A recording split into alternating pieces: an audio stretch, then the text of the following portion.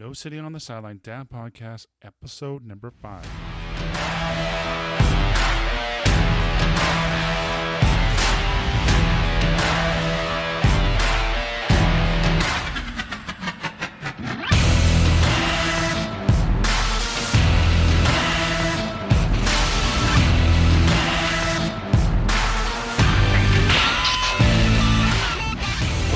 Welcome to No Sitting on the Sideline Dad Podcast.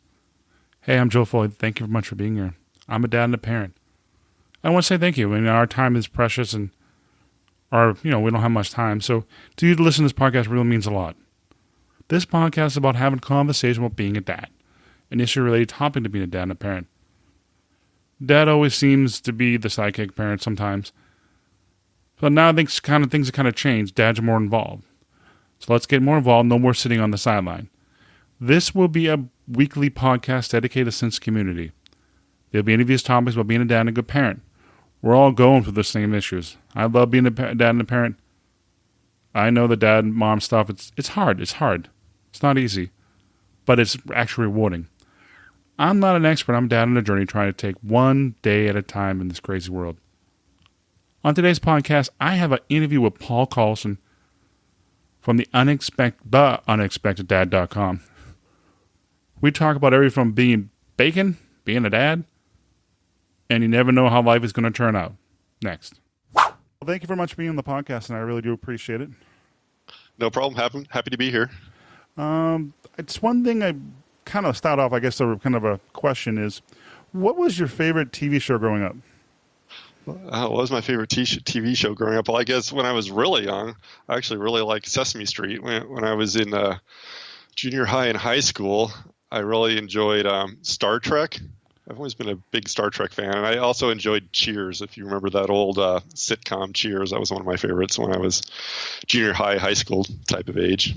Well, it's Star Trek. I had to ask that question. Mention it. How do you like the new reboot of the new series? So I thought, you mean the new movies? Yes. Yeah, I thought the first two were great. My wife and I just watched Beyond last weekend, and I was fairly disappointed. I didn't think that one came off very well. I kind of like that when they were fighting the enemy, it was kind of like that music, the old music coming in with he finds the boombox and plays it. Yeah, I thought that was pretty cool too. I liked it when they were playing Beastie Boys during that last battle scene. I thought that was pretty funny. I liked that. I'm getting my seat going, get him, go, get him. Yeah. That was a good scene though. Yeah, overall I was a little bit disappointed in the movie, but that final scene with the Beastie Boys playing, and that was pretty fun. I liked that. Well, but you're a blogger, and your name of your website is unexpecteddad.com. Yep. What brought on that topic? What brought on that title of your website? Yeah, well, my wife and I married late. I'm 47. My wife is 6 years younger than me, and we've been married for 5 years. So we kind of got a late start for the two of us, and we were both kind of at that point in our lives where she was working full time. I'm working full time. We're concentrating on our careers. I was thinking early retirement. We were doing a lot of outdoor stuff, a little bit of traveling. Weren't really thinking about kids. Neither one of us really thought that we were going to have kids. We weren't against it. We just kind of thought, we were past that point in our lives where that would happen. And then it happened. I remember we were watching a Denver Bronco game one night, and the Bronco game was over, and my wife turned to me and she said, "I'm going to go upstairs and do something." I was just like, all right. And so she went upstairs, and after a while I went up there and started getting ready for bed, and I was brushing my teeth. It turns out she was taking a pregnancy test, and she got the results, and she just turned to me and she started laughing. And I was just like, what? She said, "It's positive." And I just about lost it. I was the picture of men behaving badly. There was some cussing involved, and I don't normally cuss at all. So there was some bad language involved. There was not very good behavior. It took me. It didn't take me too long to get over it. My wife likes to tell the story that the next day I was on Amazon looking for cribs. So I was a little bit freaked out, and it was unexpected. Hence the name of my site, The Unexpected Dad. It wasn't anything I thought that was going to happen. But you know what? It did happen. It's the best thing that ever happened to me. So When obviously you can't remember now without not having the baby around or the young child. right, yeah. I mean, yeah. It's our lives revolve around her, which is the only way I'd have it. I I'm fortunate enough where I work from home. I haven't missed a day of her life. If I'm quote stuck at the office because it's a long day at work, I just have to run upstairs for a couple minutes to see her, and then I can come back down. So to my office. So yeah, I mean, my life revolves around her. It's awesome. Well, that must be great. That must be a great experience to be able to work from home and see her all the time too. Because my son's 3. How old is your daughter again? She's 2. She turned 2 in January, so she's going to be 2.5 in January. It's just so fun watching them grow. And I went away for a couple of days for a conference. I came home, my son, 3 days, man, and things changed. Oh, I know. It's amazing to me. There are things, and I have to. I told my wife the other night, I was like, I guess I can't think of her as like, a robot that's been programmed. She figures stuff out on her own without us teaching her. And it's amazing the things that she picks up on and the things that she says. And, she'll do something or say something. And my wife and I will look at each other and we'll say, did you teach her that? No. Did you teach her that? No. You're right. It's amazing. Things change on a daily basis. I'm consistently amazed at what she does and what she picks up on. One thing I've read about your website, I noticed a lot of stuff. You review a lot of stuff like diapers. I remember you were doing diaper.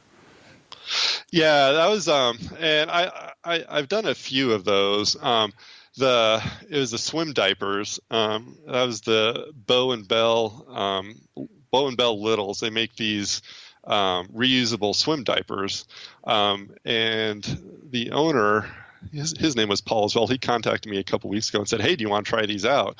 Which is perfect timing because we had my daughter Brooke in swim lessons. So I was like, "Yeah, sounds great." So he sent me a pair, and we tried it on her, and she loved them. But I wouldn't put anything on my site that I haven't tried myself and liked. Yeah. I'm just not going to just stick something out there. But yeah, I've done that. I have one of the first ones I did was a diaper bag from Dad Gear, because I remember my wife got this backpack diaper bag just before Brooke was born, and it was all flowery. I can't remember. It was like Vera Wang or Vera something like that. It is one of these designers for women's bags, and it was very, very feminine. I'm like, I'm not carrying that around. You got to be kidding me. So I started looking around, and I came across that Dad Gear stuff, and I just bought one, and I was never in contact with the company at all. I just bought one, and I liked it, so I thought, hey, if you dads out there don't want to carry around a flowery diaper bag and you're looking for something more manly, I mean, those work out great. Well, I'm wondering, do you have a lot of people, like, especially with your blog, Daddy Blog, do you have a lot of companies reach out to you to actually try stuff? I haven't had a lot. It's kind of actually picked up in the last two or 3 weeks. I've had people or companies reaching out to me asking me to try things. And really the Bow and Bell Littles, that was the first one I actually just said, yeah, I'll try that, and I'll write about it, because it was something I was interested in, at the moment, and it seemed like it was good. Plus, it was a Colorado company, which I was all about that. But yeah, I've had several reach out to me, but I guess I hate saying I'm picky about it, but I guess I am, because I haven't accepted many. I guess I've accepted one where it wasn't my own idea to do it.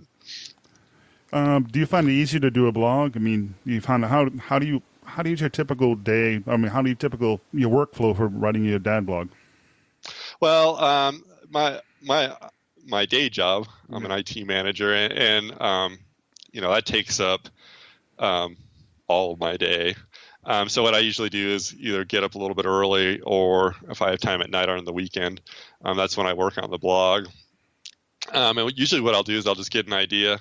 I use WordPress, and I use that as my notepad right now. I'll just think of a topic, and I'll type out a quick subject with a few quick notes in the body, and save it. And if I have ideas on how I'm going to expand on that right away, I will.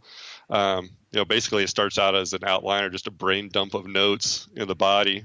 And I usually go back through it a couple more times and add, delete, edit, reread it, trash it if it turns out to be a pile of junk.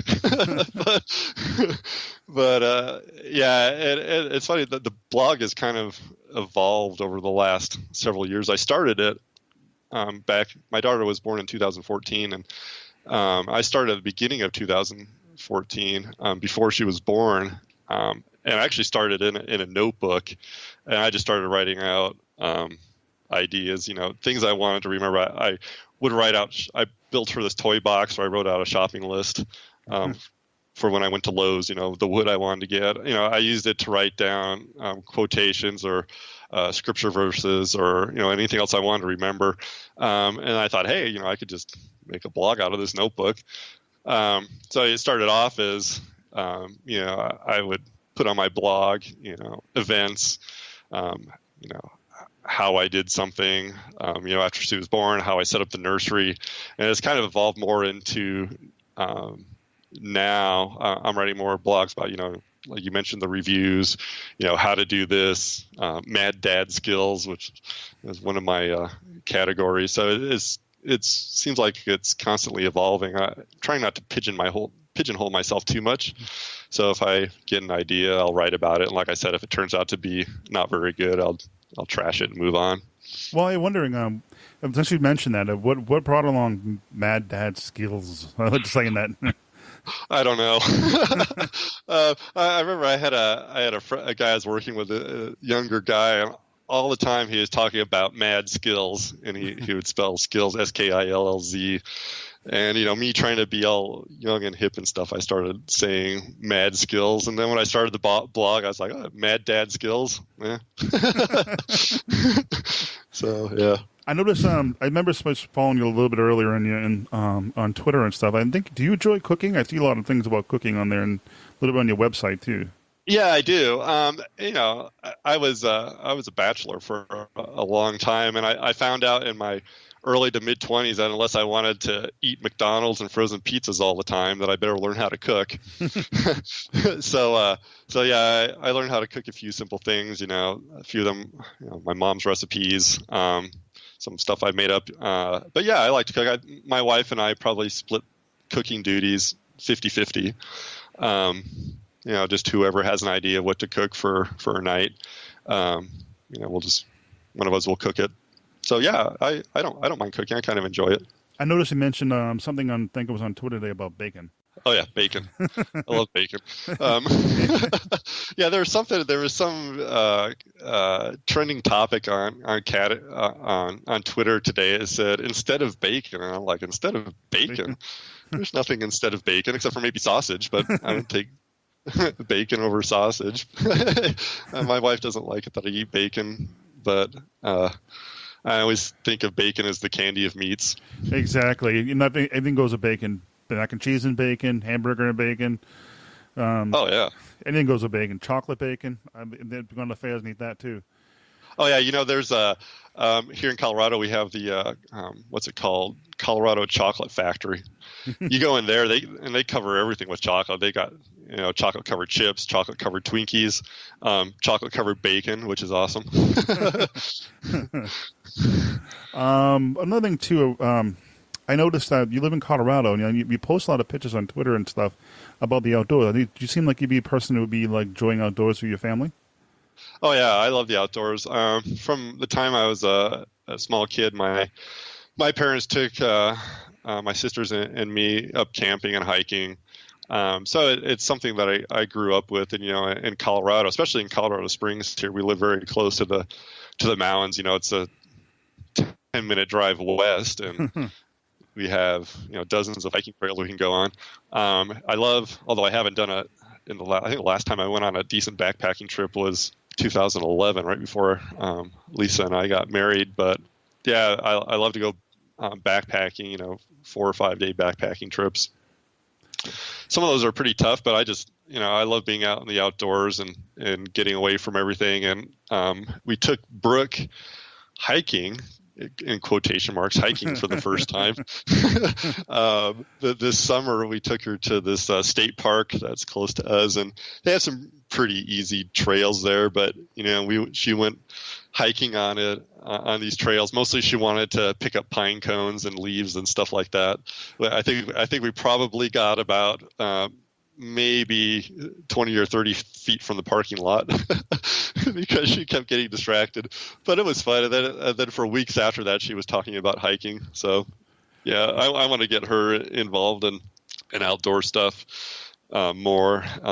Being winter now, we're not going to be able to do any camping or hiking, maybe snowshoeing. But next summer I'm hoping we can do some more hiking and camping and things like that.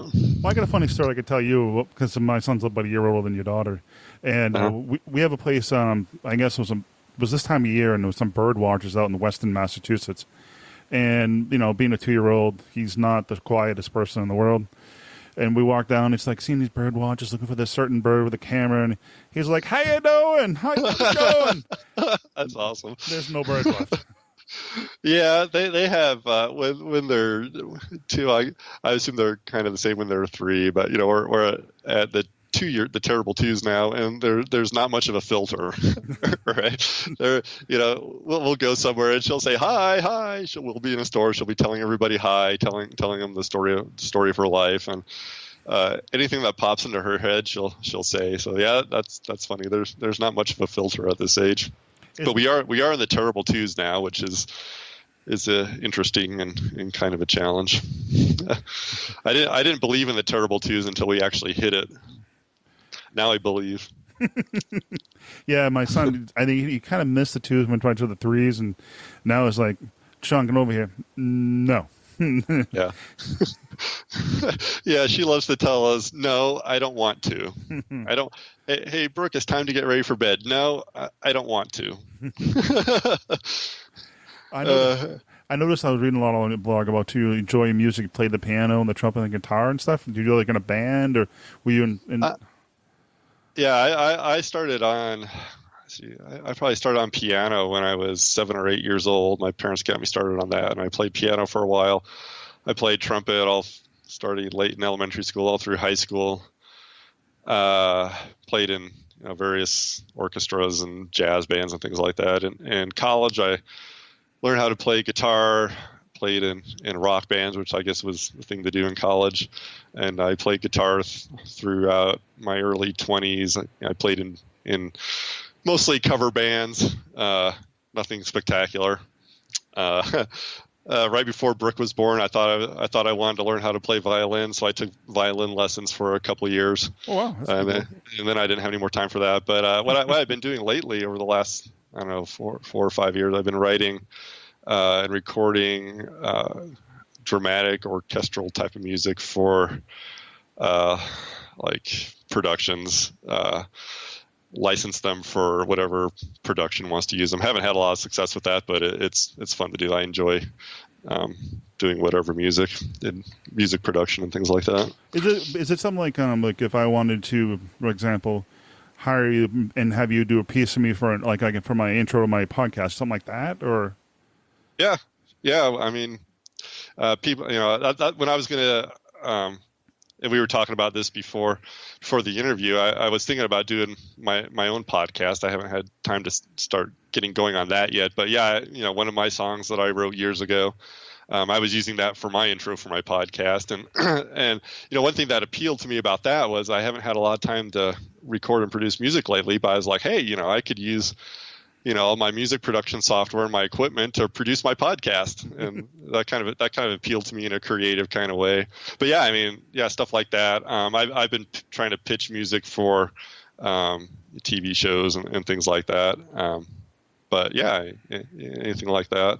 That's interesting. I mean, like going like Hollywood stuff, or pitching them for like down in Hollywood or in the big TV shows and stuff like that.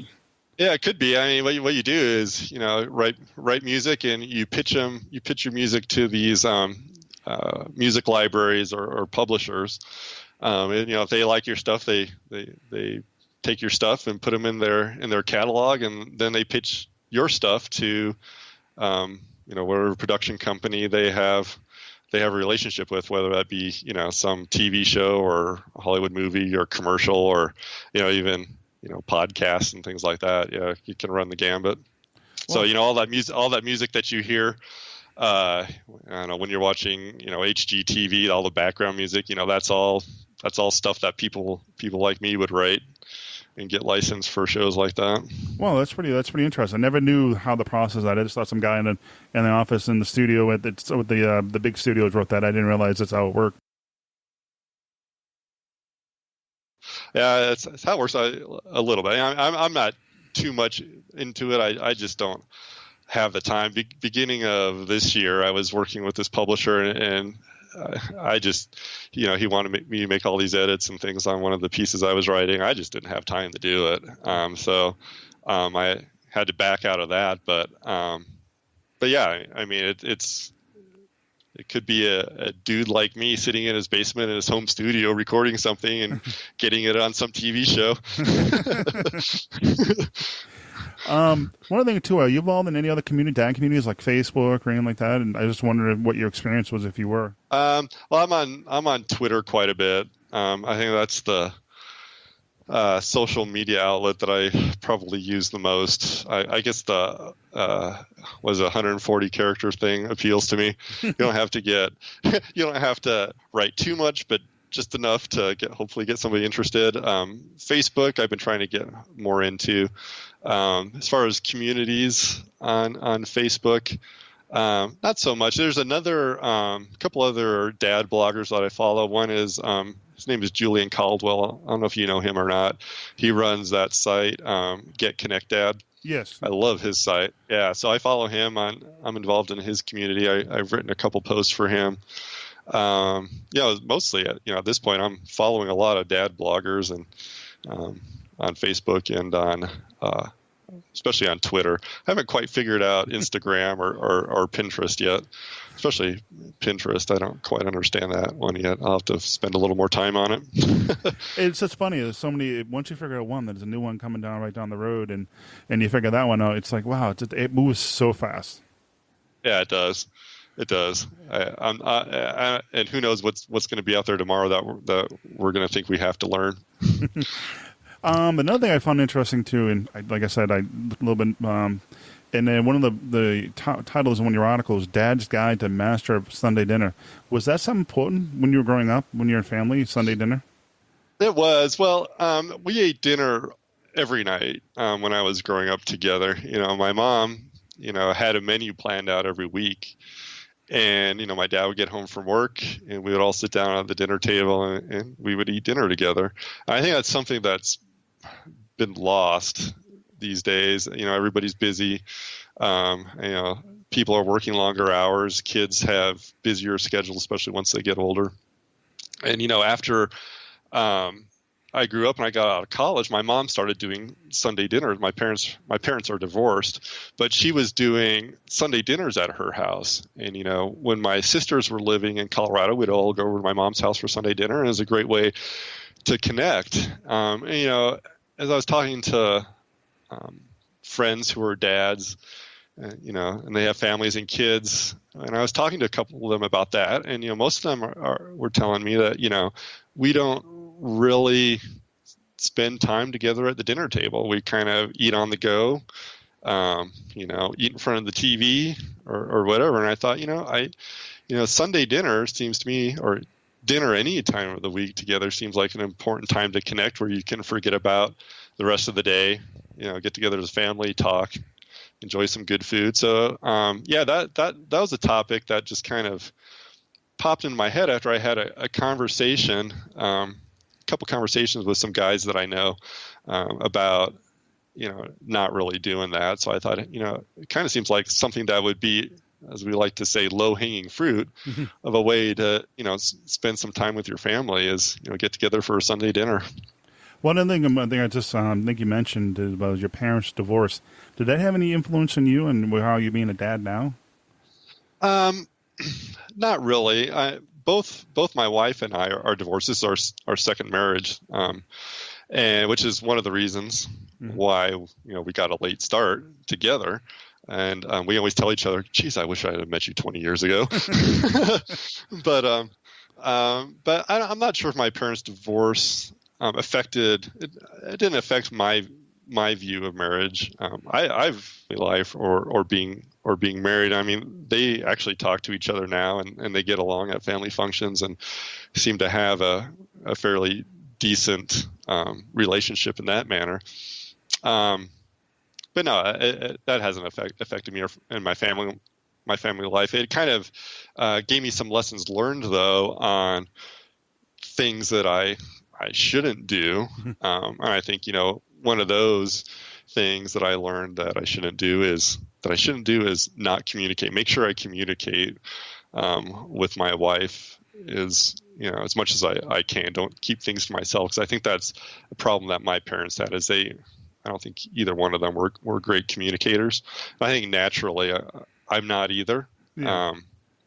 But I need to make an effort to do that. So that I think there's lessons learned from parents being divorced, at least for me. It's interesting because I come from a divorce background too. My parents divorced when I was young. So when I became a dad, it just was one of those things. I kind of felt like a clean slate. I'm like, I can do whatever I want because I have no expectation. So yeah, I understand where you're coming from. Being, I understand a little bit of being a kid from a divorced family. Right. And my parents divorced when I was in my early 20s. They had been married almost 25 years when they called it quits. I think that's a different experience than most people that have divorced parents have. I had gone through, my high school years and college years before most of my college years before they got divorced. So, it was impactful to me, but, not as impactful as if, they would have gotten divorced when I was a little kid, I think. One thing I just want to ask you is, do you have any fears when you first became a dad, being late? Do you have any fears of, fears in the sense of being a dad late in life? Do you sound like, oh yeah, you like everything? I totally did. Especially it's weird because guys my age that have kids, they're starting to be empty nesters now. They're sending their kids off to college and my daughters too. So I think there were definitely fears. I think what if something happened? What if I don't make it to my 70s? Because Brooke's going to be when she's going to college, and in college, I'm going to be pushing 70. So, yeah, I definitely had some fears about being an older dad, but I also think that there's probably some advantages too, right? Both my wife and I have had probably, at least half of our careers behind us, probably more. We're in a good spot financially. We're a good spot career-wise. I think there's also some advantages, and after my initial shock and awe of becoming a dad and being a little bit freaked out about it, once I settled in and started thinking about some of that other stuff, that hey, I actually think I probably have an advantage to more advantages now than I would have had if I would have had a kid, say in my early to mid 20s, where I don't know about you, but when I was in my early 20s and I was just starting my career, I was struggling. I wasn't eating very well. I was living in a small apartment. I think about having a kid then as opposed to having a kid now. It's night and day, and what I can do for her, I think. Well, I think it's all back then in the early 20s, mid 20s. You get all that other stuff out of your system, and then you can you're more wiser and more in control of your life. I guess that's probably a good way to put it too. Yeah, absolutely. I don't know. One thing else. Want to wrap it up. I was wondering, anything else you want to mention about your website, or anything else you'd like to add? Well, I did, and I think I saw this, or I know that your podcast is you talk mostly about being an involved dad, and we talked a little bit beforehand about the dad has always kind of seemed like the sidekick parent, and one of the other reasons I wanted to start my blog and kind of get a message out there, is that's at least not how it is anymore. I kind of, you watch TV. I don't watch a lot, but and I see a lot of commercials come on, or even TV shows where the dad is the stooge, right? He doesn't know what he's doing. He's kind of fumbling his way through fatherhood, and I think that's a lie. And I kind of don't appreciate that. So I want whoever reads my blog, or whomever listens to your podcast, I want people to know that there are involved dads out there that want to be involved, and it's not it's not the 1950s anymore where the dad goes to work, comes home, reads the newspaper, and goes to bed without being involved. I think more and more dads are becoming involved, and we're not the sidekick parent anymore. So I think that's an important note. As far as my blog goes, I try and have fun with it. I realize that it's not, it's not Huffington Post or anything like that. I think it's getting better. I'm expanding it a little bit. I enjoy doing it. Traffic has been going up steadily, so it seems like that's a good sign. But I just write about whatever comes to mind as far as being a dad, and hopefully I can help other dads out there. And it's interesting, over half of my, if I look at my Google analytics, over half of my readership are females. Oh wow, that's are women, and it's not something that's been just kind of here and there. It's consistently 55 to 60% women reading my blog, which kind of blew me away. But I just hope that dads or moms or future parents or current parents can get something out of it. And I try and encourage people to comment and let me know how they're doing, what they want to see, and what they liked about my site. So I did mention, you just mentioned that about the situation with that, how it was an article about how the dad being the fumbling idiot. Yeah. And I did see the same article in a few articles, and it was quite irritating to see something like that. And I was a little frustrated in seeing that, because we're not fumbling idiots. We're very smart people. Yeah. And I totally agree with you. I totally agree with what you were saying. Yeah. Yeah. I think it's, I love seeing all the dad blogs and podcasts out there.